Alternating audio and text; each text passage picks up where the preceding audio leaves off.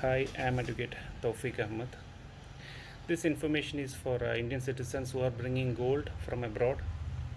For a male, he can bring in 22 carat gold ornaments worth 50,000 rupees without paying any duty. For a female, she can bring in 22 carat gold ornaments worth 1 lakh rupees without paying any duty. If she is bringing more, then she has to pay or he has to pay duty for it. Next is with regard to the 24 carat gold, that is the primary gold. The total quantity a person can bring is 1 kilo, not more than that.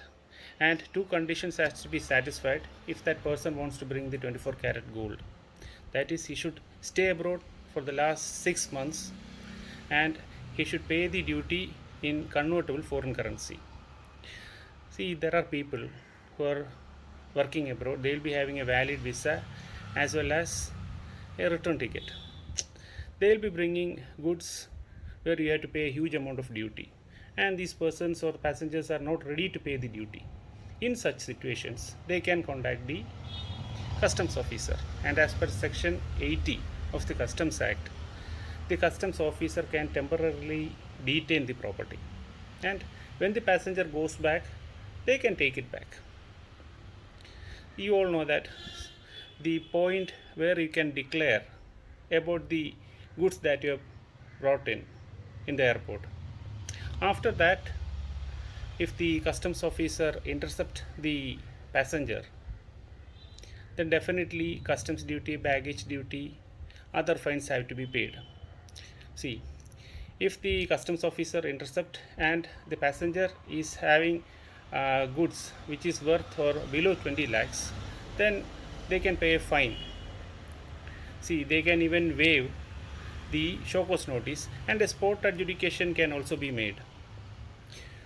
If the customs officer intercept and the goods that they have taken is between 20 lakhs and 1 crore, then it is a bailable offense. Sometime you have to go to the court to get the bail.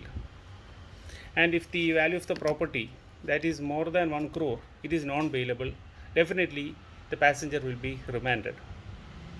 There is a procedure that is being followed by the customs officer inside the airport. A mercer will be prepared, then the person or the passenger has to give a statement. You have to give a correct statement, read it twice or thrice, then only sign it.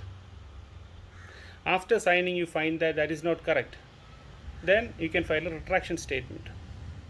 And if the passenger has brought in goods that he needs it urgently, then a provisional release of the goods can also be made before the concerned customs officer by paying, by giving sufficient security or bonds. Then last comes the show cause notice.